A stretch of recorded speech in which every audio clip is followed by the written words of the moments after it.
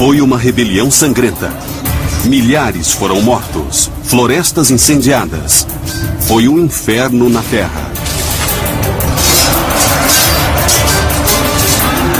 Os rebeldes eram um povo etnicamente misto conhecido como gauleses. Seu chefe foi o primeiro general a unir as diversas tribos, Vercingetorix.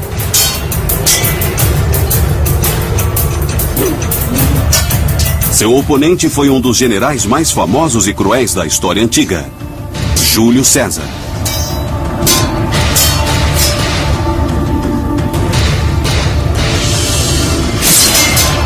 Durante 100 anos, os romanos oprimiram brutalmente os gauleses. Agora chegara a hora da vingança. Está armado o palco para um dos maiores confrontos militares da história. Uma batalha de inovações tecnológicas que testou a astúcia e a engenhosidade de dois generais. Moldou a face da Europa para os séculos vindouros e garantiu o futuro de um império.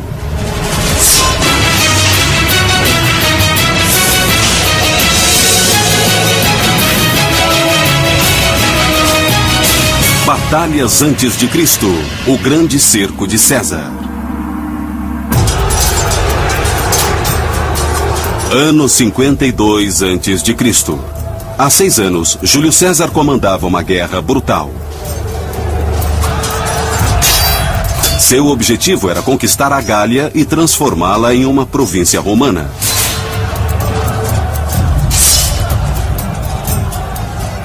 Quando César conseguiu dominar a Gália em 58 a.C., a República Romana já havia se expandido até o norte da África.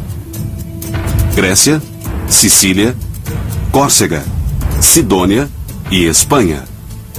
Mas Roma nunca conseguiu subjugar inteiramente a região ao norte, Gália. Eles sempre hesitaram um pouco em fazer a expansão ao norte, porque os gauleses e os romanos tinham uma longa história, uma história de 300 anos de massacre mútuo e antagonismo. Eu quero dizer, os povos do norte, quando saíam em incursões, eram, povos muito brutais. Eles saquearam Roma. No 3º século antes de Cristo, havia muito sangue derramado. Mas a República Romana se fortalecia dia a dia. Liderando mais de 50 mil soldados romanos, Júlio César abriu caminho pela Gália com incrível crueldade. Júlio César foi enviado à Gália pelo Senado romano como procônsul, isto é, para conquistar a área e transformá-la em província de Roma. O mais interessante sobre esse grande general é que ele nunca fora militar e não tinha experiência alguma em combate, nem em comando também. Assim, por que o consideramos um grande general é uma boa pergunta a fazer. E a resposta é que ele foi o primeiro general romano a deixar suas memórias e um relato detalhado de todas as suas campanhas, que, é claro, indicam sua grandeza e nada mais. Os escritos de César sobre os 6 anos da guerra contra a Gália dariam 7 livros. Ele se considerava um gênio militar, mas seus êxitos podiam ser explicados pela qualidade de seu exército. Na época das batalhas na Gália, o exército romano era quase totalmente profissional. Antes de 100 a.C., sempre houvera um exército temporário, então era preciso convocar novos soldados a cada ano, treiná-los e colocá-los sob controle dos generais políticos, e isso criava problemas. Mas as reformas militares instituídas 50 anos antes de César chegar ao poder criaram um exército disciplinado e profissional. Então podia haver um amador comandando tudo, mas havia 10 legiões de soldados profissionais. Esse é um ponto que explica o sucesso de César. O outro ponto, eu acho, é que sempre se pode ser um bom general se não lutar contra ninguém. No caso, os exércitos da Gália não eram realmente exércitos importantes. A Gália não era uma nação unificada com um exército nacional. Havia um conjunto de exércitos tribais que não tinham disciplina nem coesão. O problema fundamental na Gália é que ela era essencialmente uma área de 15 ou 20 milhões de pessoas, de muitos grupos étnicos. Eles lutaram contra os outros por gerações e nunca desenvolveram uma capacidade militar sofisticada. Porém, a conquista da Gália foi mais difícil do que César previra. Não era possível derrotar só um exército, vencer uma batalha e conquistar a Gália. Era preciso vencer muitos pequenos exércitos. César enfrentava cada novo exército gaulês com crueldade crescente. César comandou alguns massacres horrendos, típicos da brutalidade romana, para deixar claro que era ou a amizade romana ou o terror romano.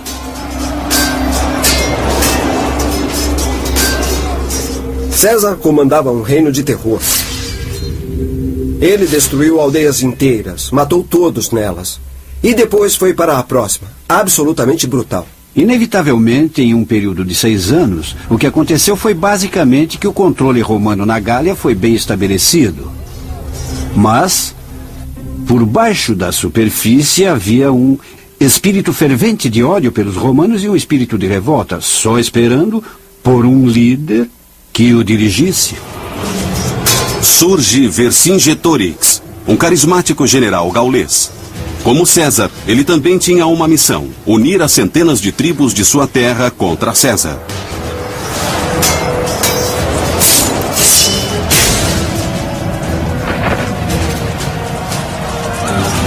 Vercingetorix era um adversário valoroso para César.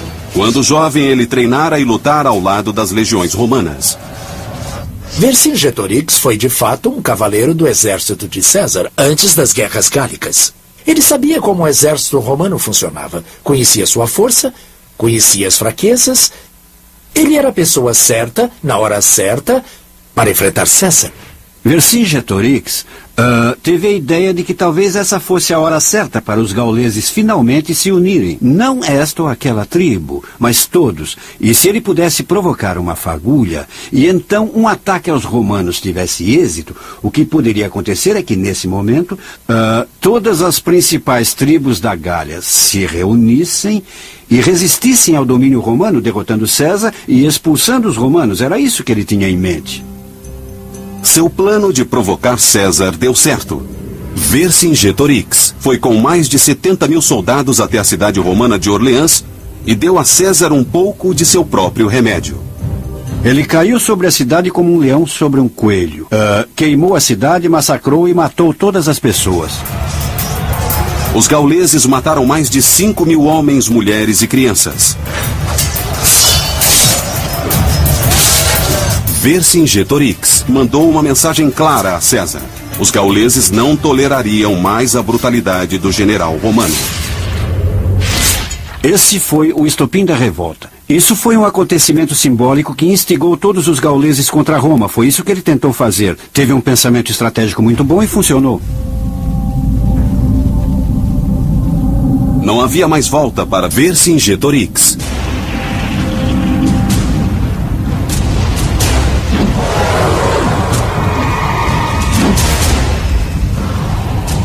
A revolução tinha começado. E ele e César estavam em curso de colisão. Mas Vercingetorix estava em vantagem.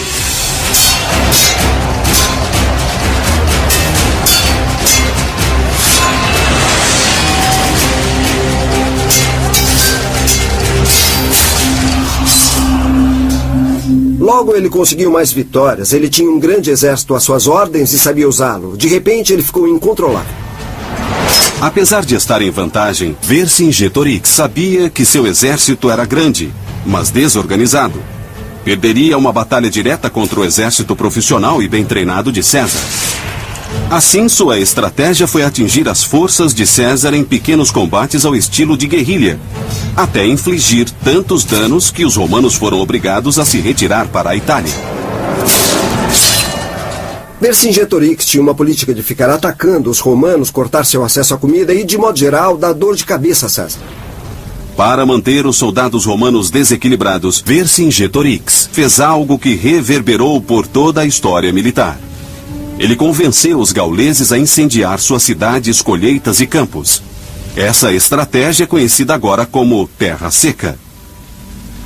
Queimar tudo. Queimar cidades, queimar as aldeias, os campos, tudo. Em outras palavras, não deixar nada com que o exército romano pudesse sobreviver. Em agosto de 52 a.C., depois de aplicar sua política da terra seca, Vercingetorix liderou uma pequena força de gauleses contra os romanos perto da atual Dijon. A arma favorita dos gauleses era a espada de folha larga. Essas lâminas pesadas feitas de ferro esmagavam com força brutal. Os soldados romanos usavam o gládio.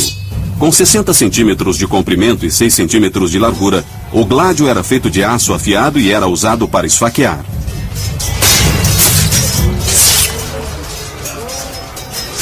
Depois de lutar por várias horas em Dijon, Vercingetorix, no verdadeiro estilo bater e correr, recuou e retirou suas forças. A estratégia dos gauleses parecia bem-sucedida. Depois de Dijon, César se dirigiu para a fronteira italiana. Vercingetorix perseguiu-o, tentando impedir que César chegasse a Roma e conseguisse reforços.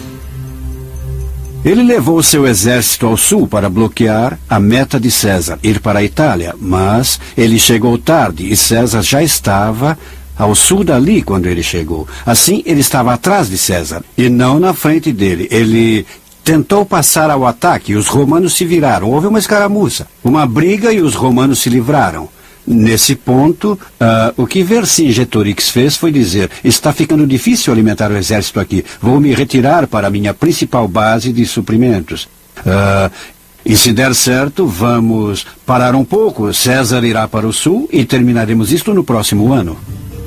Esse foi um erro enorme. Calculando que César iria se retirar para Roma, Vercingetorix começou a levar o seu exército de volta a Alésia, uma cidade-fortaleza no alto de uma colina.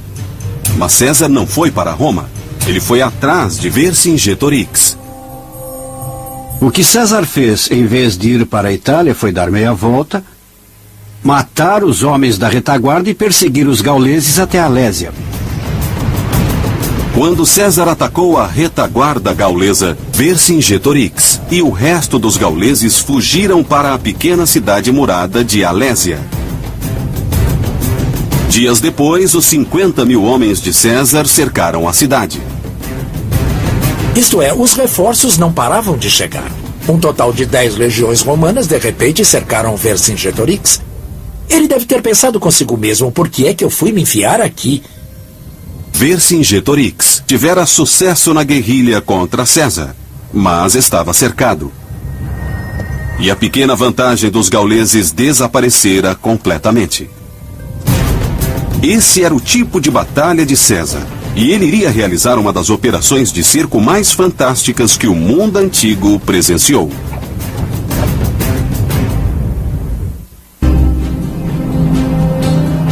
Em 52 a.C., cidade de Alésia.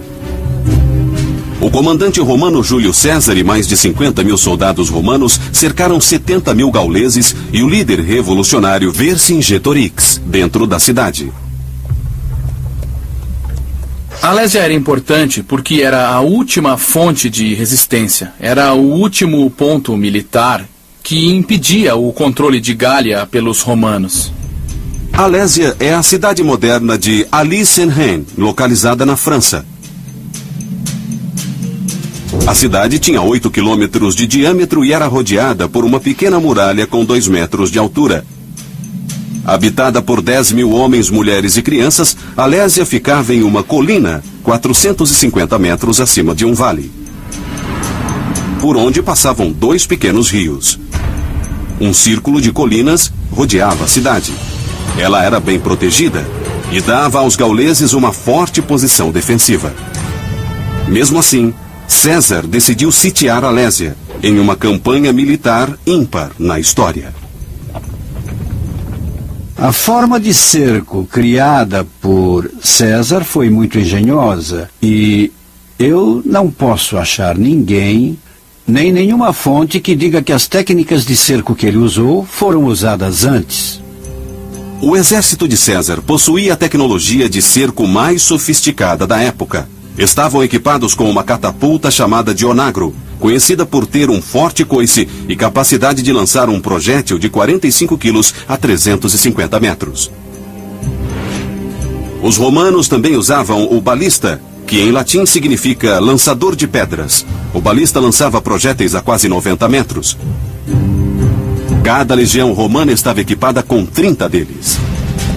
Mas sitiar significa mais do que só atacar com armas de alta tecnologia. César sabia que o movimento tático correto em Alésia não era um ataque total. Em vez disso, César acreditava que para vencer a batalha não devia tentar expulsar os gauleses, mas matá-los de fome. César decidiu construir uma muralha de 16 quilômetros ao redor de Alésia para aprisionar os gauleses dentro de sua própria cidade. O que Vercingetorix pensava ser um porto seguro, revelou-se uma armadilha mortal.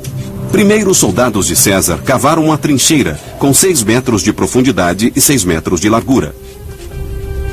A seguir, cavaram outra trincheira com 5 metros de largura e 3 de profundidade, que podia ser inundada. Depois, cavaram outra trincheira seca. Por fim, começaram a trabalhar em uma muralha com 3 metros de altura, completa, com torres de vigia a cada 70 metros.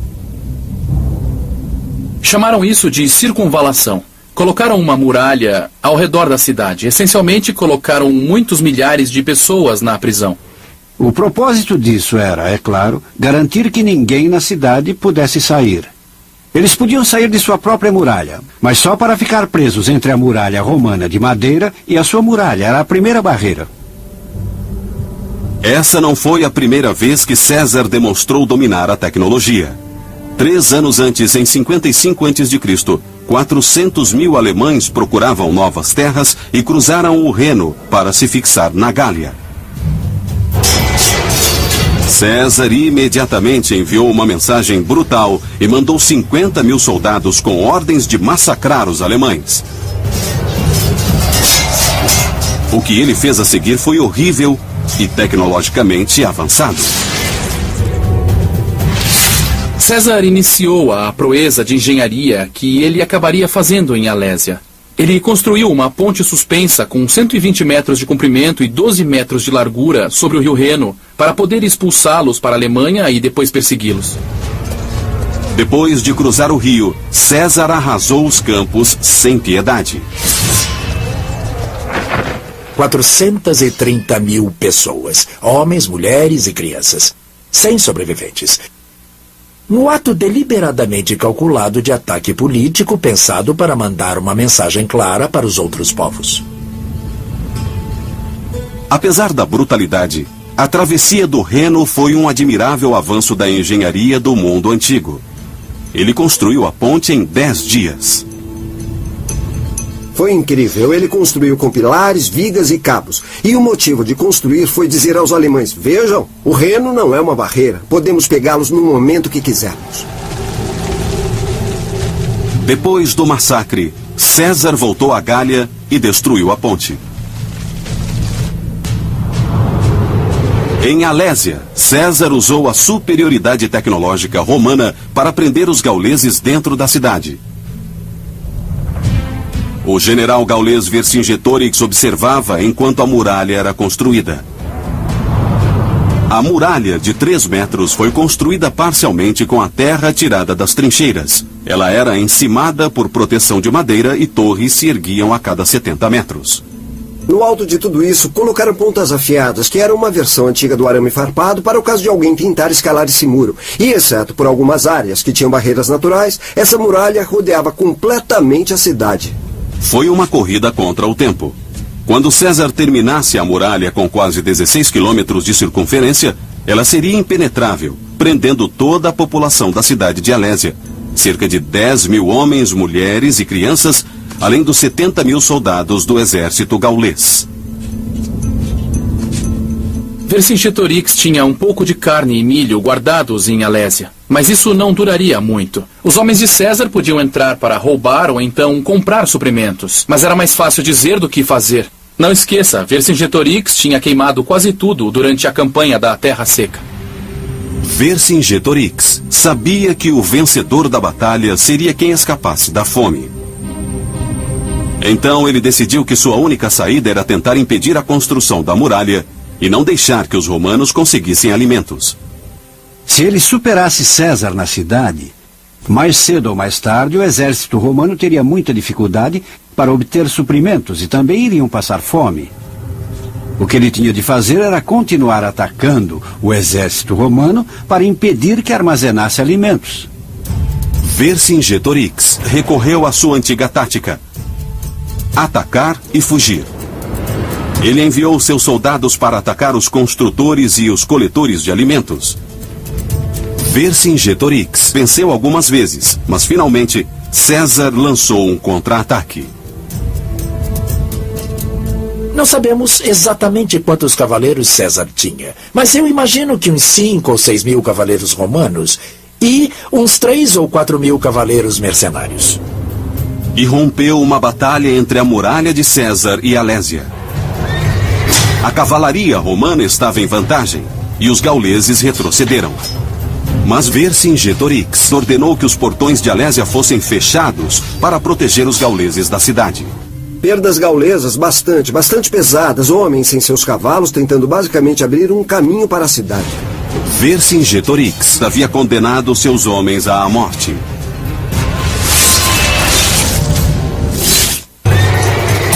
Em 52 a.C., o cerco de Alésia causou o primeiro derramamento de sangue. Uma luta de cavalaria foi mortal para os gauleses. Apesar de ganhar essa pequena luta, César decidiu aumentar as obras de construção do sítio e ordenou que mais trincheiras fossem cavadas, dispositivos antipessoais instalados e armadilhas mortais construídas. Armadilhas com pontas de madeira afiadas foram colocadas no fundo das trincheiras. Farpas de ferro foram espalhadas diante das muralhas para furar os pés dos soldados e as patas dos cavalos. Havia fossos inundados, árvores derrubadas para criar obstáculos, e cobrindo tudo isso havia todas as armas de mão que eles tinham. Havia flechas, havia tiradeiras, projéteis, e eles podiam literalmente atear fogo em toda uma zona de impacto. Depois de apenas 5 semanas, a muralha de 16 quilômetros equipada com armadilhas, obstáculos e armas estava quase completa. O general gaulês Vercingetorix foi forçado a uma manobra corajosa. Ele enviou os 15 mil homens de sua cavalaria para percorrer a Gália e recrutar reforços com as outras tribos gaulesas. Embora pareça um bom movimento, pense um pouco sobre isso. Ele havia tido muito sucesso provocando César, atacando-o, não o deixando ir a nenhum lugar, não o deixando coletar alimentos. Mas ele desistiu disso tudo e disse, sem trocadilho, mandem a cavalaria. Vercingetorix mudou seu método tático e deixou que os romanos, em essência, construíssem as obras de sítio e alimentassem o exército. A decisão de pedir ajuda em vez de continuar a perturbar os soldados romanos foi uma decisão militar crucial. Se a cavalaria fosse atacada ou se as outras tribos não respondessem, o exército de Vercingetorix estaria condenado. Bom, sem a cavalaria, para ser enviada para atacar o exército romano, eles podiam construir as obras de sítio rapidamente, o que fizeram. O mais importante ainda é que agora podiam coletar alimentos. E isso César entendeu claramente. O que ele fez? Ele ordenou que seus subordinados coletassem um suprimento de grãos para 30 dias. Mas César sabia que se a cavalaria gaulesa voltasse com reforços, os romanos poderiam ser derrotados.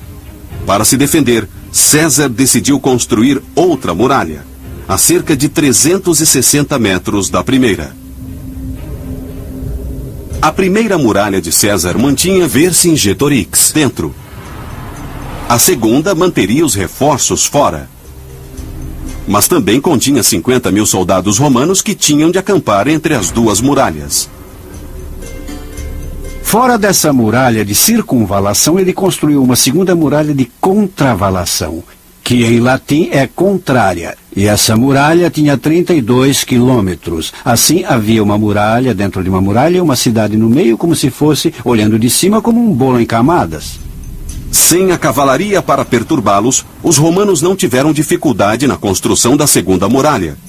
Ela não tem vazios, exceto por uma pequena seção na base do Monte Ria, perto do local em que 2 rios cortam o vale. Com a construção chegando ao final, todos começaram a perceber que a arma que iria vencer ou perder a guerra era a comida. César sabia que assim que o resto dos gauleses chegassem, ele não poderia mandar seus homens coletarem alimentos. Enquanto isso, dentro da cidade, Vercingetorix controlava pessoalmente as rações de carne e milho.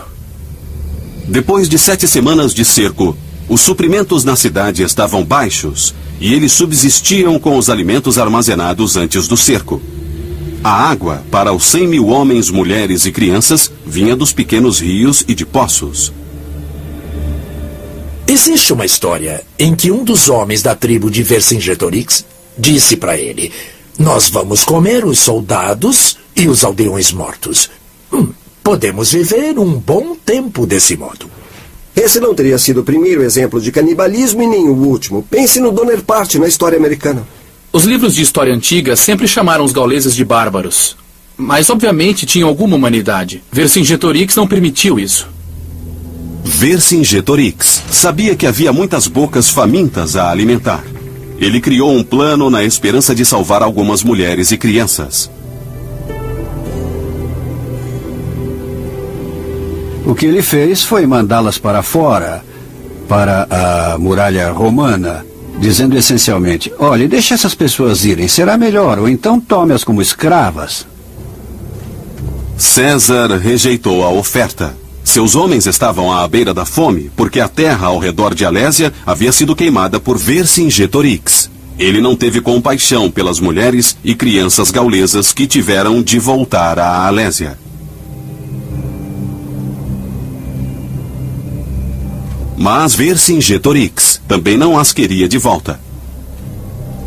Tendo se livrado dessa grande quantidade de pessoas que não tinha mais de alimentar, Vercingetorix, então, recusou-se a deixá-las entrar na cidade, e as mulheres e crianças, em grande quantidade, ficaram presas entre a muralha da cidade e a muralha romana, onde elas simplesmente morreram de fome.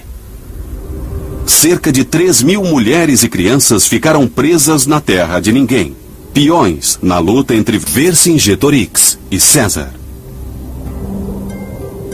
Todas essas pobres almas só enfraquecendo nesse tipo de limbo. Elas estavam literalmente presas no meio dessa luta. Ninguém as queria.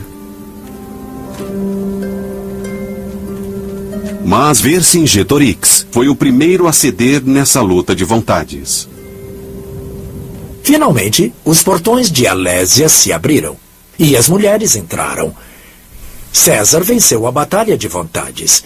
Assim, o líder gaulês, Vercingetorix, não pôde transferir o seu problema para César. E César lembrou às pessoas com que tipo de homem elas estavam lidando. O destino dos gauleses parecia sombrio. Mas 3 dias depois, o exército gaulês com 60.000 homens surgiu no horizonte.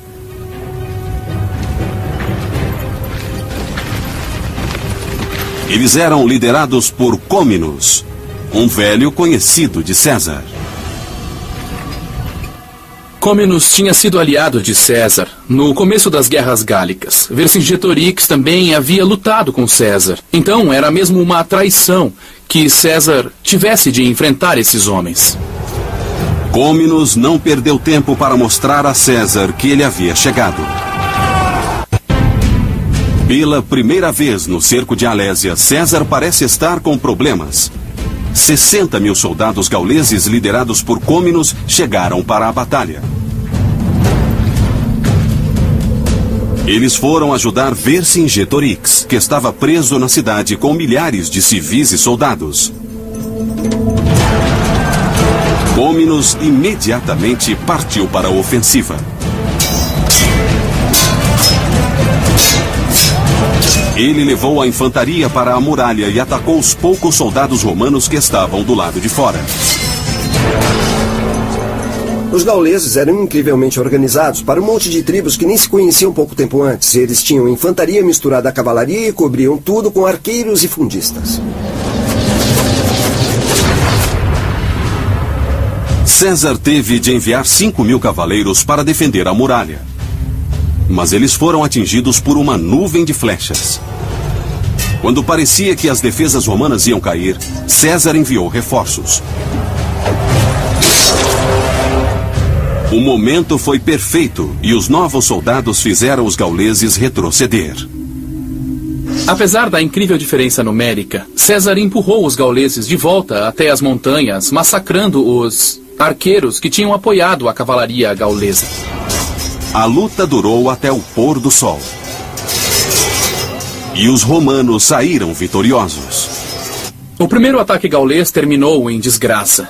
A batalha era quase deles. Eles tinham 4 vezes mais soldados e não conseguiram derrotar César. Isso não era um bom prenúncio. Mas Vercingetorix não ia desistir tão fácil. De algum modo, ele conseguiu se coordenar com Côminos para lançar um ataque noturno contra as posições romanas. Sabemos pouco sobre como Côminos e Vercingetorix conseguiam se comunicar um com o outro. Talvez tivessem espiões que se esgueirassem, mas na batalha, duvido que se comunicassem. Era puro caos.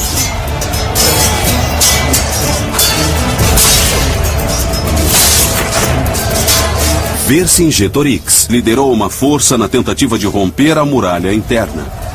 Côminos e seus homens tentaram escalar a muralha externa.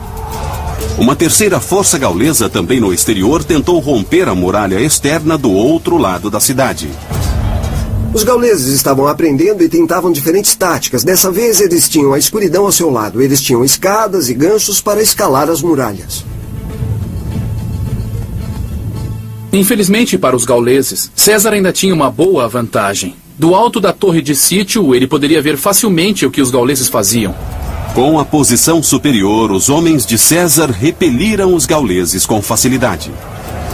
Eles estavam lançando flechas e também tinham um grande suprimento de pedras e varas afiadas. Eu não gostaria de alguém 3 metros acima de mim jogando pedras na minha cabeça.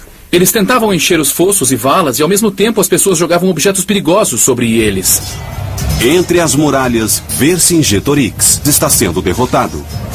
Do outro lado da cidade, as obras de sítio de César estão funcionando. Os presentinhos que César deixou, os dispositivos antipessoais, funcionaram muito bem ali.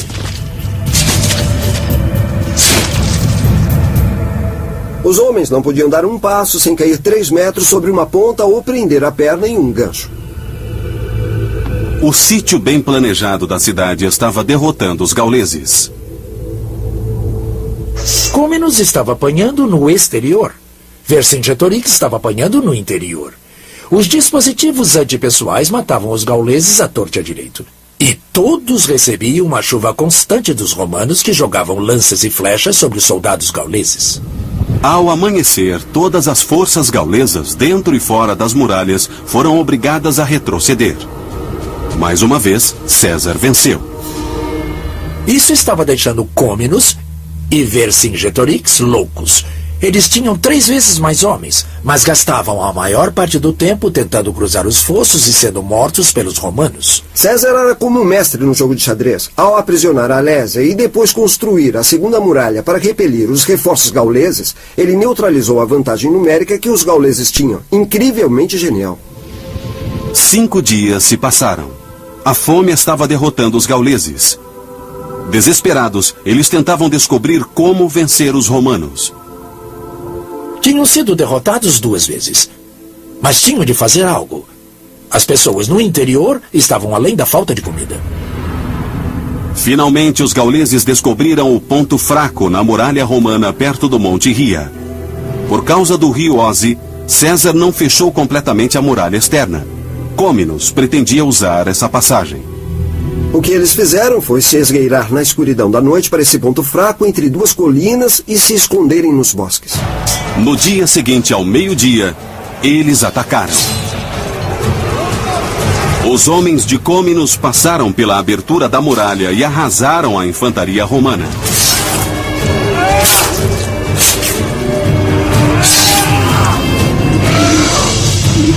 Em outro local, uma segunda força gaulesa tenta romper a muralha. A segunda força gaulesa começou a vencer a muralha. Os romanos simplesmente estavam ficando sem objetos para jogar neles. Ao mesmo tempo, Vercingetorix atacou do interior.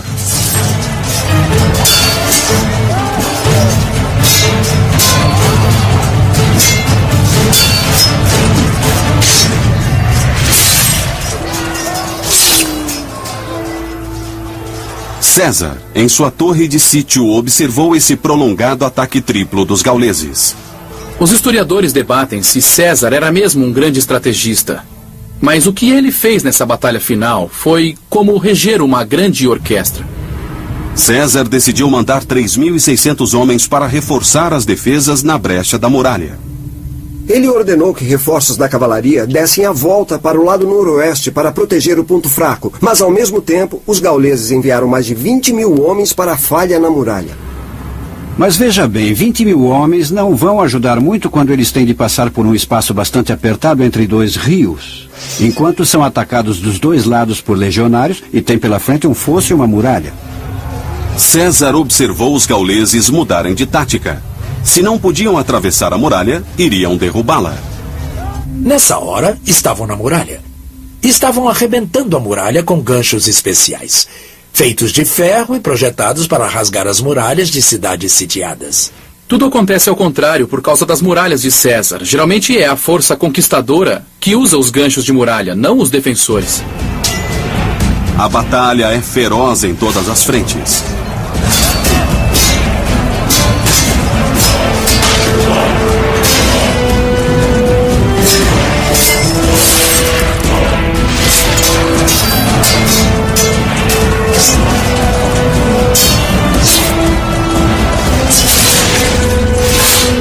César finalmente toma a situação nas próprias mãos e lidera pessoalmente mais 2.400 homens.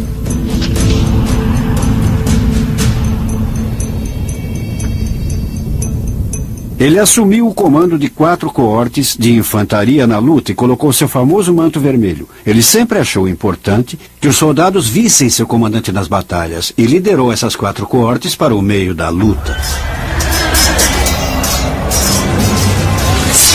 A linha romana estava prestes a romper, quando César chegou no último minuto com os reforços.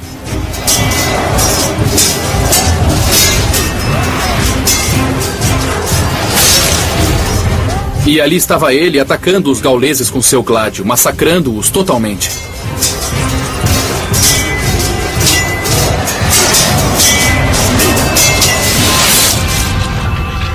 Existe uma grande diferença entre um comandante dizer "ataquem" e outro dizer "sigam-me, rapazes".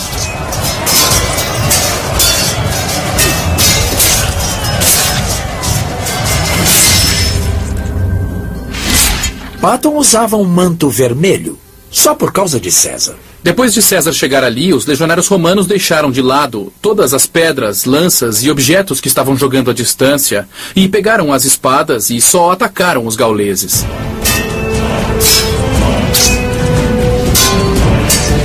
César tinha uma vantagem e decidiu aproveitá-la.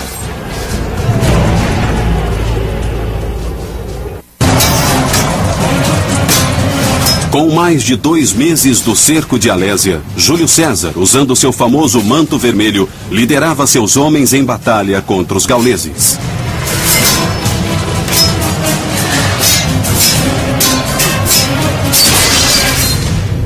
Os textos dizem que o que acontecia era que a linha romana estava prestes a romper, quando César chegou no último minuto acompanhado por 4 coortes de reforços e, ao mesmo tempo, aumentou o moral romano porque eles viram o comandante lutando com eles, lutando com o manto vermelho. Ao anoitecer, César estava vencendo. Ele perseguiu os gauleses até o acampamento e abateu-os como animais.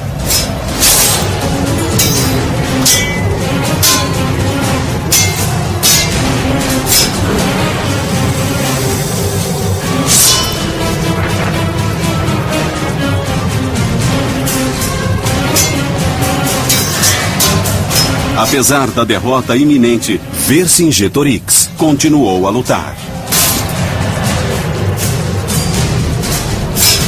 Sua estratégia de unir as tribos gaulesas para lutar contra a opressão romana fracassara. Vercingetorix logo percebeu a derrota.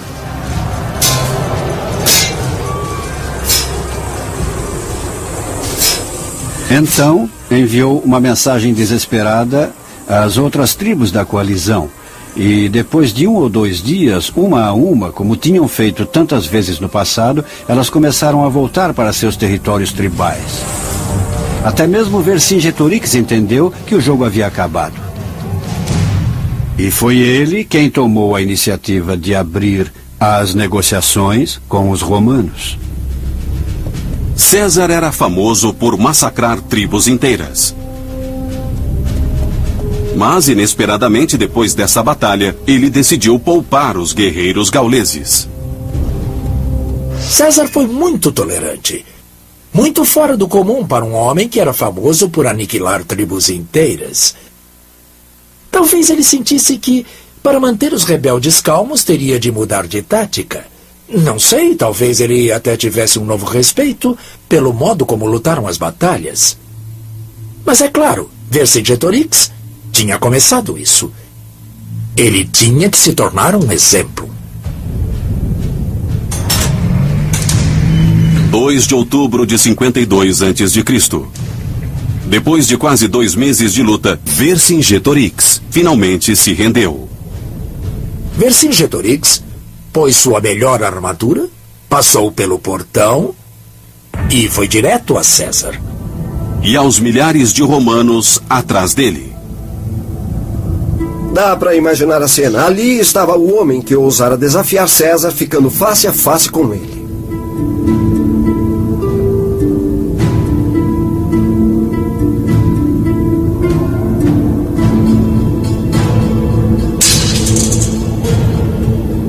Um guerreiro valente, mas que cometera um erro tático básico. Se ele tivesse planejado não enfrentar César diretamente, mas provocá-lo, cortar suas comunicações, cortar as linhas de suprimento, atacá-lo a cada volta. Ele fez isso algumas vezes em que poderia ter tentado vencer de uma vez, mas manteve a disciplina. De repente, ele mudou toda a sua ideia. Enviou os melhores lutadores para buscar ajuda. Uma ajuda que acabou não funcionando bem. É fascinante. Ele manteve a estratégia original bem até o momento em que estava vencendo, e aí, por algum motivo, mudou de estratégia. E isso lhe custou tudo. Embora muitos dos gauleses fossem libertados, Vercingetorix foi levado a Roma e executado. Bom, existe uma história para a qual não existe muita evidência de que em um dos triunfos de César ele tenha sido estrangulado. Em praça pública. O mais provável é que tenha sido só executado em uma masmorra romana. Os romanos não tinham nenhum problema com execuções públicas, mas neste caso eles queriam escapar daquilo a que chamavam o fogo gaulês, do homem que temiam que incendiasse os gauleses. César passou todo o inverno extinguindo as cinzas da rebelião. Roma não precisaria lutar contra a Gália pelos 400 anos seguintes. Pode-se comparar César a William Tecumseh Sherman, famoso pela Marcha pela Geórgia. Em 1867, ele recebeu o encargo de romper a resistência dos índios no oeste. Ele usou as mesmas táticas: terra seca, massacre, remoção, fome, contra as tribos de índios americanos que César usou contra os gauleses, com o mesmo resultado. Ele venceu, e os índios americanos foram para as reservas. E aí se tornaram americanos. Alésia foi uma grande vitória pessoal para Júlio César, que naquele momento cercou e foi cercado. Mas o resultado dessa batalha foi mais do que material para os escritos de César. A Batalha de Alésia, a longo prazo, foi uma das coisas mais benéficas que aconteceram a toda a Europa, porque o que ela fez foi permitir a romanização completa de uma área enorme, do Reno até os Pirineus, o que hoje chamamos Europa Ocidental. Ela foi civilizada e organizada como uma província de Roma, e depois tornou-se, sob o Império, Roma, essencialmente Itália. E a própria Roma chegou a um ponto em que os gauleses nem pensavam em si mesmos como outra coisa que não romanos. Alguns dizem que a campanha de César foi realmente um reino de terror. Mas em Alésia, ele usou táticas brilhantes para derrotar um grande exército gaulês que o atacava de 2 direções. O resultado foi que César não só destruiu os gauleses, ele uniu a terra que se tornaria uma parte importante da Europa Ocidental. E tudo isso foi possível, essencialmente, pelo gênio de Júlio César e pela derrota de Vercingetorix na batalha e no cerco de Alésia.